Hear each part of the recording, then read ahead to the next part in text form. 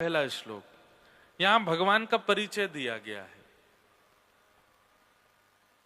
एक प्रकार से श्रीमद् भागवत क्या करती हैं, सुनने वाले व्यक्ति को 7वें दिन तक कृष्ण अपने से लगने लगेंगे। अभी आप श्री कृष्ण को क्या मानते हैं? भगवान, परमात्मा, ईश्वर। पर जब 7वां दिन पूर्ण होगा तो जरूरी नहीं सब, पर आप में से कुछ लोग उनसे कोई संबंध बना चुके होंगे। जैसे वैसे कंपैरिजन तो नहीं करना चाहिए, लेकिन पता नहीं क्यों मन में भाव आ रहा है तो मैं कर देता हूं। जैसे मूवीज देखने वाले लोग जब देखने जाते हैं तो कैरेक्टर को देख करके, एक्टर को देख करके, जब तक मूवी पूरी होती है तब तक उससे कुछ ना कुछ रिलेट कर लेते हैं। कई बार पता है कि पिक्चर है, नाटक है, लेकिन फिर भी आंखें भर आती हैं। पता है पिक्चर है, नाटक है, लेकिन फिर भी कुछ ना कुछ होता है। पर वहां का संबंध कैसा होता है? 1-2 दिन वाला होता है बस, वो फिर आप नॉर्मल हो जाते हो, अपने दिनचर्याओं में आ जाते हो। पर यहां अगले 7 दिनों में आप जो कनेक्शन बनाएंगे ठाकुर जी से, वो लाइफ टाइम रहेगा। वो आप उसको चाह करके भी नहीं तोड़ पाओगे। मीराबाई को उनकी माताजी ने केवल एक बार कह दिया था। कथा आती है कि मीराबाई छोटी सी थी और एक दिन बहुत जोर जोर से ढोल नगाड़े बज रहे थे, तो मीराबाई ने पूछा माँ से, ये ढोल नगाड़े क्यों बज रहे हैं? बोले किसी की बारात जा रही है। तो माँ, ये बारात क्या होता है? बोले जब कन्या ब्याह लायक हो जाती है तो उसको बरने के लिए पति आता है, बारात लेके, घोड़ी पे बैठ के, सेहरा बांध के, नए कपड़े पहन करके, और उसको वरण करके ले जाता है। मीरा कहती है कन्या तो मैं भी हूं, तो मतलब मेरा भी ब्याह होगा? बोले हाँ तेरा होगा, तू बड़ी हो जाएगी तेरा भी ब्याह होगा। अच्छा, तुम मुझसे ब्याह कौन करेगा? मेरा पति कौन होगा? सब माताएं हंसने लगी। बोले ये कोई अभी पूछने वाली बात है?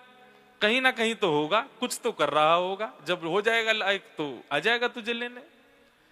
मीरा दौड़ करके गई और जाकर के खिड़की से उस बारात को देखने लगी। लोग नाच रहे हैं और एक व्यक्ति दुल्हा बन करके बैठा है, सबके मुखमंडल पर इतनी प्रसन्नता।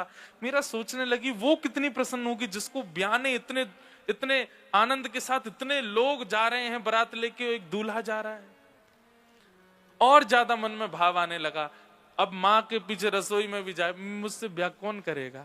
मेरा पति कौन होगा? माँ, छोटी बालिका जान करके माँ बार बार रोक देती है, कभी कहीं चली जाती, कभी हंसी कर देती है, पर मीरा का वो प्रश्न छूटा नहीं। एक दिन माँ बैठी थी कक्ष में, मीरा रोने लगी, मुझसे ब्याह कौन करेगा, आप बताती क्यों नहीं हूं? तब माँ ने मजाक में बोल दिया, वो बैठे ना दूर मुरली मनोहर गोपाल जी, यही ब्याहेंगे तुझसे, यही आएंगे तुझसे ब्याह करने, जा। मीरा ने घूम करके देखा और बस वो पहली दृष्टि में ही मीरा को अपने पति दिखने लगे उनमें।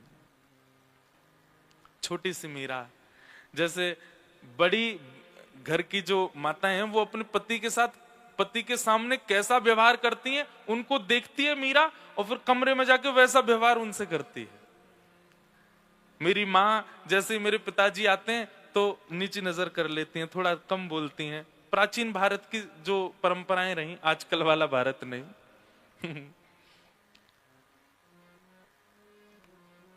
कोई बात नहीं, अच्छा है, परिवर्तन संसार में होता ही रहता। पर हाँ, कई चीजें मुझे थोड़ी अटपटी लगती हैं। हो सकता है आप लोगों को मेरी बात ये अच्छी ना लगे। जैसे कोई माता अपने पति का नाम ही बोल देती है ना, जब रमेश, महेश, सुनो ये कर दो, मन में थोड़ा सा पता नहीं क्यों पीड़ा सी हो जाती है उस समय। या पति भी पत्नी का नाम बोले तो भी, आपको पता शास्त्रों में मना है, एक पुत्र का, गुरु का, अतिश्रेष्ठ व्यक्ति का और अति प्रिय का नाम नहीं बोलना, और अपना भी नाम नहीं बोलना चाहिए ज्यादा, आयु घटती है। इसलिए गुरुजनों का नाम नहीं बोलते हम, परम पूजनीय हैं, महाराज जी हैं, ऐसा वैसा उपाधियां लगाते हैं आगे। अब जैसे हमारे देश के राष्ट्रपति भी हैं, तो कोई सीधे उनका नाम बोल दे तो कितना बवाल हो जाता है सब जगह, क्योंकि यहाँ के लोग उसको रेस्पेक्ट पक्ष में देखते हैं। पर शास्त्रीय पक्ष में भी नहीं बोलना चाहिए, श्रेष्ठ व्यक्ति को उपाधि से ही बुलाना चाहिए, उसका नाम नहीं बोलना चाहिए। दूसरा, पति का या पत्नी का स्पष्ट नाम नहीं बोलना चाहिए। इसलिए हमारी पूर्वज लोग, हमारे जो माताजी पिताजी, ये सब लोग पिताजी माँ को या तो उसके बेटे की माँ के नाम से बोलेंगे, ए भाई चंदू की माँ सुनो ऐसा करो, या माँ जो है सुनो करुणा के पिताजी ऐसा कर दो, ऐसा ऐसा करके बोलते थे। स्पष्ट नाम कभी कभी बात अलग है, पर स्पष्ट हमेशा नहीं बोलते थे। उसके पीछे कारण है कि स्वच्छंद नाम में दोष आ जाता है। अपना नाम भी बार बार नहीं बोलना चाहिए, जैसे इंद्रेश ये करेगा, इंद्रेश नहीं बोलता कोई भी। अपना नाम भी नहीं बोलना चाहिए, उसमें अभिमान मान झलकता है और उससे भी आयु घटती है। और एक पुत्र या एक पुत्री घर में है, उसका भी स्पष्ट नाम नहीं बोलना चाहिए। उसको भी फिर निकनेम की परंपरा भी वहीं से ही प्रारंभ हुई है। हमारे ये शास्त्रीय बात है। पर हाँ, निकनेम ये सब नहीं होते थे जो आज रखे जाते हैं। निकनेम भी अच्छे वाले होते थे। आज तो पता ही नहीं चलता कि पेट का नाम है कि बच्चे का नाम है। एक से ही लगते हैं दोनों। तो मीरा का जब विवाह का प्रस्ताव हुआ मेवाड़ के राजा के साथ, तब मीरा अपनी मां से कहती है कि आप मेरा ब्याह कैसे कर सकती हो किसी और के साथ? आपने तो बताया था कि मेरे बीन तो ये हैं। तब मां कहती है, वो तो मैंने मजाक में बोला था। मीरा बोली, आपका मजाक और मेरी भावनाओं पर कितनी आहत पहुंची है उससे पता है आपको? मैंने हमेशा उन्हीं को अपना वर माना है।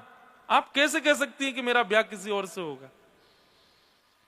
मैंने स्वप्न उनका देखा है, मैंने जीवन उनके साथ देख लिया है और मैं निभाने लगी हूं। अब आप मुझे अब मना कैसे कर सकती हो?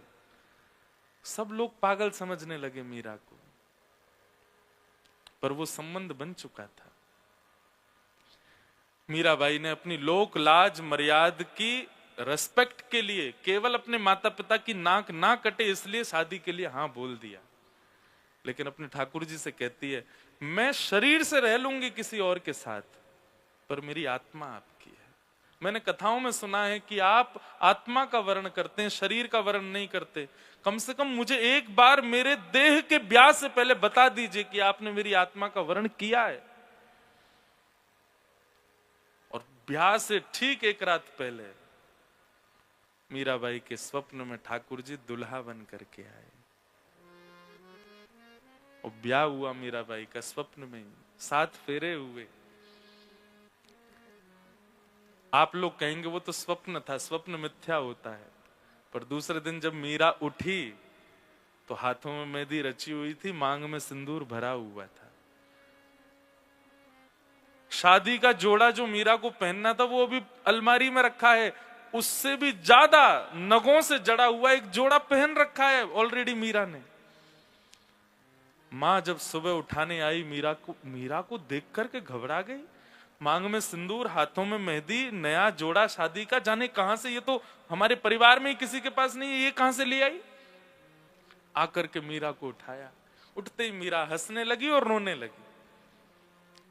कहां गई थी, ये क्या करके बैठी है तू? तब मीरा कहती है, माई सपना नू वरना दीनानाथ। मां, मेरा ब्याह हो गया और जिनको आपने मेरा प्रियतम बताया तो उन्हीं से हुआ। अरे पागल, तू झूठ बोलती, क्या स्वप्न देखा है तेने? बोले स्वप्न देखा तो फिर ये कहां से रच गई? स्वप्न देखा तो आपके पूरे कुल खानदान में ऐसा जोड़ा नहीं बनवा सकता मेरा कोई, कहां से आया? किसी ने देखा तेरा ब्याह होते हुए? बोले आप तो 2-4 हजार लोगों को बुला लोगी, 56 करोड़ बराती आए थे। 56 कोटा जना पधारा दुल्हो श्री ब्रजनाथ। दुल्हा के रूप में साक्षात श्री कृष्ण आए थे, मेरा वर्ण करके गए। अब मेरे देह को आप चाहे जहां भेज दो, मेरा चित्त, मेरा हृदय, मेरी आत्मा स्वीकार हो चुकी है।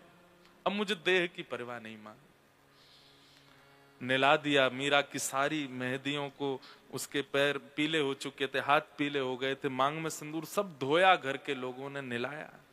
मीरा हंस रही है, बोले अब मुझे चिंता नहीं, देह को चाहे आप जैसे करो। और ब्याह करके मीरा गई। पति को पहले ही बोल दिया था कि जो एक पत्नी का धर्म होता है मैं निभा नहीं पाऊंगी, आप क्षमा करें। बहुत सुंदर है मीरा चरित्र, बीच बीच में सुनाता रहूंगा भाव। लेकिन मैं क्या कहना चाहता हूं कि ये संबंध ऐसा ही कुछ बनेगा किसी किसी का यहां अगले 7 दिनों में। हो सकता है आपको भाई लगे ठाकुर जी, हो सकता है आपको पुत्र दिखे उनमें, हो सकता है आपको मित्र दिखे उनमें, हो सकता है आपको एक मेरी कथा में एक श्रोता है, उसको तो जीजा जी दिखे ठाकुर जी। बोला मुझे महाराज जी श्री जी मुझे बहन लगी, ठाकुर जी मेरे जीजा जी। मैंने बहुत बढ़िया। तो ये संबंध आपका हो सकता है, आप उसमें स्वयं को रोक नहीं पाओगे। आपको 2-3 दिन बाद से ही लगने लगेगा कि ये मेरे कुछ हैं, मेरा इनसे कोई संबंध है, संपर्क है। तो ये कथा में होगा, सबके साथ नहीं होगा, पर हां इतनी संख्या में जो बैठे हैं इनमें 2-3 की गारंटी तो ले सकता हूं कि होगा। तो जिनसे संबंध बनने वाला उनका प्रथम परिचय यहां पर है। 3 रूप हैं उनके, सत्य, चैतन्य और आनंद। देखिए कथाएं कई लोग कराते हैं, पता है किस लिए? ग्रह शांति के लिए। कई लोग कराते हैं पितरों की शांति के लिए, कई लोग कराते हैं धनवर्धन के लिए, कई लोग कराते हैं हमारा बिजनेस अच्छा चले। पर हमारा एक उद्देश्य है, कथा होती है व्यक्ति हृदय से शुद्ध बने, बस उसके व्यवहार में शुद्धता है, उसके विचारों में शुद्धता है। आजकल क्या है, व्यक्ति बाह्य तो स्नान करता है पर विचार और बुद्धि से बिल्कुल शुद्ध नहीं है वो। उसकी शुद्धता कथा से होती है। तो भगवान के 3 रूप हैं, पहला सत्य, दूसरा चैतन्य और तीसरा आनंद। अवतार भगवान के अनेक होंगे पर अनेकों अवतारों के 3 ही रूप हैं, सत्य, चैतन्य और आनंद। अब बहुत ध्यान से सुनिएगा। सबसे पहला स्वरूप है ठाकुर जी का सत्य। सत्यमेव जयते। हमारे न्यायालय का सबसे पहला बात ही यही है, सत्यमेव जयते। सत्य भगवान का स्वरूप है। क्यों कहा गया ठाकुर जी को सत्य? क्योंकि उनके सामने खड़ा होकर के कितना भी असत्य बोलने वाला व्यक्ति हो, वो भले मुंह से नहीं बोलेगा, लेकिन ठाकुर जी को सामने देख के मन ही मन बोल देता है कि ठाकुर जी तुम जानत सब अंतर्यामी। आपको सब पता है। मैं अपनी 25वीं सालगिरह मना रही हूं या मना रहा हूं, मैं नहीं कह रहा हूं, मैं तो खुद 28 साल का हूं। अभी ब्याह भी नहीं हुआ है, आप सबके आशीर्वाद से। लेकिन जो अपनी शादी की सालगिरह मनाते, 25-26 साल हो गए, मंदिर में गए हैं महाराज शादी की सालगिरह मनाने। ठाकुर जी के सामने दोनों पति पत्नी हाथ जोड़ के कहते हैं कि आप हमको प्रसन्न रखना, लेकिन मन में सोचते हैं 25 साल हो गए हम दोनों को साथ रहते हुए, लेकिन मेरी ये बात इसको नहीं पता होगी आज तक भी। आपको पता है। पत्नी भी कहती होगी मेरे कई रहस्य हैं जो इनको नहीं पता, आपको पता है। जिनके सामने सत्य बोलना नहीं पड़ता, उनको देखते ही आपके मन में अपने आप सत्य प्रकट हो जाता है, इसलिए वो सत्य स्वरूप है। एक बात बोलें, अगर कोई व्यक्ति भी ऐसा है जिसके आगे आपको झूठ बोलने में आपके हाथ कांप जाते हो, आपकी जिह्वा कांप जाती हो, आपको 2 बार सोचना पड़ता हो मैं कैसे झूठ बोलूं, उस व्यक्ति में गुरु तत्व है। उसमें कोई तो वैदिक तत्व है, कोई तो आध्यात्मिक तत्व है कि आप उसके सामने असत्य नहीं बोल पा रहे हो, क्योंकि सत्य भगवान का स्वरूप है। उनके सामने सब सत्य अपने आप हो जाता है, स्वीकार हो जाता है। अच्छा, एक बात होती है सत्य होना और एक होता है स्वीकार करना। ठाकुर जी के आगे स्वीकार होता है। आप कभी मंदिर जाओ, लोग वागे सब करते हैं ठाकुर जी, क्यों? सब पता है आपको, मेरे सारे चिट्ठे रखे हैं आपके पास। क्षमा, क्षमा भी उसी से मांगी जाती है जिसको सत्य पता होता है। इसलिए भगवान का स्वरूप क्या है? सत्य। आपके न्यायालय में तो कसमें खिलवानी पड़ती हैं, हाथ वाथ रखवाने पड़ते हैं, फिर भी झूठ बोलते हैं लोग, क्योंकि वहां बोलना है, सबके सामने स्वीकार करना, और वो नहीं करेगा व्यक्ति। वो आपको फिर उस पर कुछ ना कुछ पुलिस वालों से कह के कुछ करवा के उससे सत्य उगलवाना पड़ता है। पर ठाकुर जी के आगे सत्य अपने आप स्वीकार होता है। हमारे सूरदास जी महाराज वृंदावन के हमारे अष्ट सखा हुए, सूरदास का नाम सबने सुना, नेत्र नहीं थे उनके। सूरदास जी एक पद में कहते हैं, कौन कुटिल खल कामी मोसम, कौन कुटिल खल कामी मोसम, जो तन दियो ताहि बिसरायो, जो तन दियो ताहि बिसरायो, ऐसो नमक हरामी मौसम, कौन कुटिल खल कामी। मैं इस पद को गाते समय कभी कभी आश्चर्य में आ जाता हूं। क्यों? क्योंकि ये पद गाने वाला व्यक्ति है सूरदास, जिसको दुनिया पूजती है। वो ठाकुर जी से कह रहे हैं, कौन कुटिल खलकामी मौसम। सूरदास सामान्य नहीं है। सूरदास के पास नेत्र नहीं है, पर सूरदास की उपस्थिति से जड़ मूर्ति भगवान की हिलने लग जाती थी। वो सूरदास कह रहे हैं कि कौन कुटिल खलकामी मौसम। हम 4 दिन से तिलक क्या लगाने लग गए, हम तो दुनिया के आगे ऐसा दिखाने लग जाते हैं कि हमसे ज्यादा कोई संयमी नहीं, हमसे ज्यादा कोई क्रोधहीन व्यक्ति नहीं, हमसे ज्यादा कोई कामहीन व्यक्ति नहीं, हम में तो कुछ भी दोष नहीं है, हम तो सर्वगुण संपन्न है। 4 दिन में हमारी ऐसी स्थिति हो जाती है। वो सूरदास कह रहे हैं, कौन कुटिल खलकामी मौसम। इसका मतलब क्या है? दोष सबके अंदर है, अपराध सबके अंदर है, पर जिसके सामने स्वीकार हो वो परमात्मा है।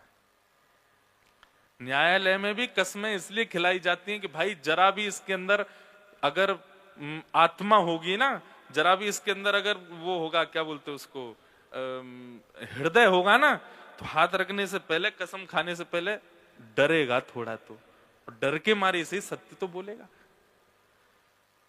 क्योंकि कहीं ना कहीं हमारा भारत राष्ट्र ये जानता है कि भगवान के आगे झूठ नहीं बोलेगा, इसलिए कसम खिलवाते हैं। यहां तो सत्य बोलेगा, इसलिए वो सत्य है। कभी अवसर नहीं मिला मुझे कोर्ट में जाके देखने का, कसम खिलवाते ही हैं क्या? खिलवाते हैं। रुका तो मैं सुप्रीम कोर्ट में ही हूं, अब किसी दिन देखूंगा कैसे होता है। पता नहीं देखने को मिलेगा कि नहीं, भगवान करे हमको देखने को मिले ही ना, कभी कोर्ट में जाने का अवसर मिले ही ना। लेकिन बात स्पष्ट होती है कि भगवान सत्य है, उनके सामने सत्य स्वीकार होता है। और अगर कोई असत्य बोलता भी है ना, उसको चिंता हो जाती है रात भर, मैंने झूठ बोल दिया। ठाकुर जी के आगे झूठ बोलते, वो तो सब जानते, उनके सामने झूठ बोल दिया।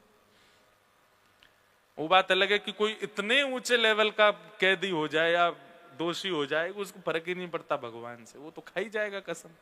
पर हाँ, जरा भी उसके अंदर जहन में आत्मा होगी तो घबराएगा। क्यों? क्योंकि भगवान का स्वरूप क्या है? सत्य।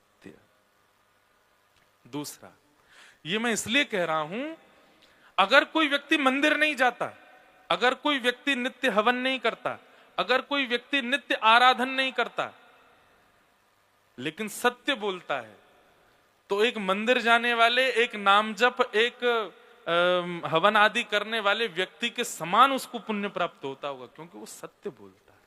अच्छा, एक और बात बताएं, सत्य भी कहां बोलना चाहिए, कैसे बोलना चाहिए, कितना बोलना चाहिए, यह भी आध्यात्म सिखाता है। ये भी प्रवचन ही सिखाते हैं। जो व्यक्ति आध्यात्मिक नहीं होता ना, कई लोगों से आप मिले भी होंगे जीवन में, बहुत धनवान हो जाते हैं, बहुत रिच हो जाते हैं, बहुत ज्यादा जीवन में मिल जाता है ना सब कुछ, आध्यात्म से थोड़े कट ऑफ रहते हैं। ऐसे लोगों का स्वभाव कैसा हो जाता है? मुंह पर बोलना, जिसकी जो दोष है तुरंत बोल देना। मेरे हिसाब से ये एक दोष है, ये अच्छा ही नहीं है। आपको किसी की कोई बात अच्छी नहीं लगती तो आप ये बोल, ऐसा उसको कवर अप और कर देते हैं, मैं तो जो होता मुंह पे बोल देता हूं, भाई सुनो तुम आज ऐसे ऐसे कर रहे थे। अब आप अपनी तो इमेज ऐसी बना रहे हो कि आप सब सत्य बोलते हो, पर वो सत्य अच्छा नहीं है, क्योंकि आपके सत्य से कितनों का हृदय पीड़ा में चला जाता है। तो सत्य भी कहां बोलना चाहिए, कैसे बोलना चाहिए, कितना बोलना चाहिए, यह भी आध्यात्म सिखाता है। तो भगवान का पहला स्वरूप क्या है? सत्य। दूसरा स्वरूप क्या है? चैतन्य। क्या है? चैतन्य। चैतन्य किसको कहते हैं? चैतन्य का उल्टा क्या होता है? जड़।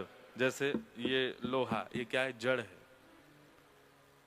और मैं कौन हूं? मैं चैतन्य हूं। मुझे सर्दी लग रही है, मुझे गर्मी भी लगती है, मुझे प्यास भी लगती है, भूख भी लगती है, मैं सोता भी हूं, उठता भी हूं। हम सब जड़ नहीं है। मृत्यु के बाद हम जड़ हो जाते हैं, पर जीवित अवस्था में हम सब चैतन्य।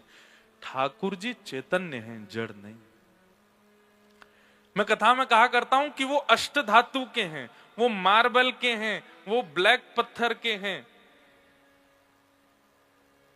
ये एक चैलेंज है मेरे और आपके आगे। ले बेटा, मैं स्टैचू बन के खड़ा हूं, अगर तेरे में सामर्थ हो तो जैसे मीरा ने, जैसे सूरदास ने, जैसे कबीर दास ने, जैसे तुलसीदास ने, जैसे अनेक अनेक साधकों ने मेरे जड़ में से चैतन्य को प्रकट कर दिया, तू भी कर। ठाकुर जी एक गेम खेल रहे हैं हमारे साथ में। अभी मैं रांची में था, वहां ये भाव आया। एक गेम खेलते थे हम लोग बचपन में, स्टैचू।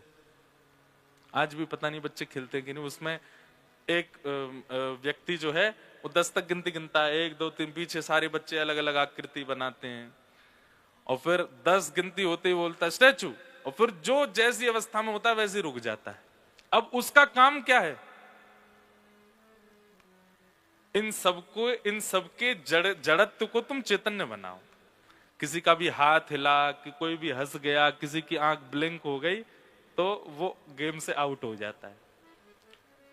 भारत में जितने भी ठाकुर जी ना, ये सब हमारे साथ गेम खेल रहे हैं। सब जड़ बन के खड़े हैं। कोई यूं खड़ो है, कोई यूं खड़ो है, कोई यूं बैठे हैं, कोई अलग अलग मुद्राओं में है। और मुझे और आप सब लोगों को चैलेंज किया गया है कि तुम बेटा हमारे स्टैचू को हटा के दिखाओ। है तो वो चैतन्य, वो साक्षात चैतन्य मेरी तरह ही है, पर वो हमारी एबिलिटी चेक कर रहे हैं कि तुम मुझे हंसा पाओगे कि नहीं, तुम मुझे बिठा पाओगे कि नहीं, तुम मुझे नचा पाओगे कि नहीं, तुम मुझे उठा पाओगे कि नहीं। कई लोगों को इससे फर्क ही नहीं है, उनको तो स्टैचू ही लगते हैं, स्टैचू ही बने रहो, हाथ जोड़े प्रणाम करे चलते बने। लेकिन कई लोगों को लगता है कि ऐसे क्यों है।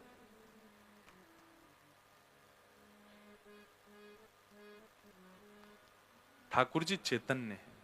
आज के बाद किसी भी मंदिर में जाइए, कभी भी ये मत कहिएगा ये कौन सा पत्थर है, या ये कौन सा धातु है, या ये कौन सा स्टोन है। नहीं, आप ये समझ जाइएगा मेरी बात याद करके कि भाई ये गेम चल रहा है और स्टैचू खड़ा है, मुझे इनको हंसाना है, मुझे इनको उठाना है, और उसके लिए मेरे अंदर स्किल्स होनी चाहिए उनको उस स्थिति में ले जाने की। और वो स्किल्स यहीं सिखाई जाएंगी, यहां बताई जाएंगी। आप लोगों के मन में प्रश्न आ सकता है, आप हमको सिखाने की बात कर रहे हो, आपने कितने स्टैचू चैतन्य कर दिए? आप भी पूछ सकते हैं। ये बताने की बात नहीं है, पर जहां भी दर्शन करने जाते हैं ठाकुर जी के, अनुभव होता है कि जड़ नहीं है। कल जगन्नाथ जी का दर्शन किया रात्रि में, श्री जगन्नाथ महाप्रभु। जैसे दर्शन करने के लिए जाते हैं तो मानो ऐसा लगा कि ठाकुर जी मानो बड़े प्रसन्न हो गए हों। और किस लिए प्रसन्न हो? वो मेरे गांव ते कोई आयो, वृंदावन ते आयो, देखो उड़ीसा पुरी आयो। केवल इतना भाव आ गया चित्त में। ये चैतन्यता नहीं है कि उनको देख करके आपको ऐसा लगने लग जाए। अच्छा, फिर क्या हुआ? मंदिर के सारे पुजारियों ने व्यवस्था करी, भोजन की, प्रसाद की, वहीं मंदिर में ही महाप्रसाद की। तब उसके प्रति क्या भाव आया? ये नहीं कि मैं एक कथा वक्ता हूं, ये सब मेरी कथा सुनते हैं इसलिए मुझे प्रसाद पवा रहे हैं। मैंने कहा ये ऐसा लग रहा है जैसे गांव का कोई व्यक्ति आता है तो घर के सारे लोग लग जाते हैं इसको खिलाओ पिलाओ। तो ये सारे अनुभव चैतन्य से कम है? ये चैतन्य। तो भगवान का दूसरा रूप क्या है? चैतन्य। और ठाकुर जी का तीसरा रूप क्या है? आनंद। आप लोग कथा सुन रहे हैं और पिछले 1 घंटे से कथा चल रही है। इस समय जिस स्थिति में आप हो, जैसे आपके नेत्र हो रहे हैं, जैसे कान हो रहे हैं, जिस प्रकार की अभी चीजों का अनुभव कर रहे हो आप, एक बार को यह भी भूल जा रहे हो कि आप दिल्ली में हो, आप यह भी भूल जा रहे हो कि बगल में कोई मेरा अपना बैठा है, यह भी भूल जा रहे हो कि ये क्या एक अलग सा अनुभव हो रहा है।